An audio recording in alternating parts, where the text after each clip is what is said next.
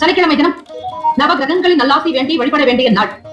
தனுசு ராசி அன்பர்களே, சனிக்கிழமை தினத்தில் பெருமாள் வழிபாடு செய்வது, நவ கிரகங்களுக்கும் அபிஷேக ஆராதனைகள் செய்வது விசேஷம். வீண் பிரச்சனைகள் வேண்டாம், வாக்குவாதங்கள் கூடாது. எந்த ஒரு சூழ்நிலையிலும் தன்னிலை மாறாமல் இருங்கள். பொறுமை குணத்தை கையாள்வது நல்லது.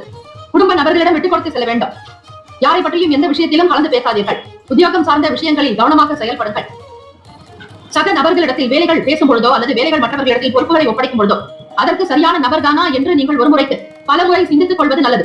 தனுசு ராசி அன்பர்கள், அலுவலக வேலைகளில் ஆணவமின்றி செயல்பட வேண்டிய நாள். தெரிந்த விஷயங்களை மற்றவர்களோட சூழ்நிலைகளுக்கு ஏற்றாற்போல் பகிர்ந்து கொள்ளுங்கள்.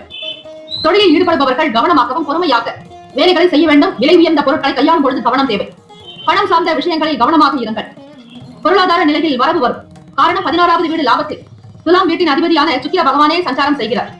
ராசிக்கான சுப கிரக ஓரைகள்: சூரிய பகவான், செவ்வாய் பகவான், குரு பகவான், சுக்கிர பகவானுடைய ஓரைகள் உங்களுக்கு அனுகூலத்தை தரும். குரு பகவானுடைய ஓரையில் சுப நிகழ்ச்சிகள், சொத்து சம்பந்தமான விஷயங்கள், அரசாங்கம் தொடர்பான விஷயங்கள் செய்தால் நல்லது. பணம் சார்ந்த விஷயங்களுக்கு சுக்கிர பகவானுடைய ஓரையும், கல்வி சார்ந்த விஷயங்களுக்கு புதன் பகவானுடைய ஓரையும் நன்மை தரும்.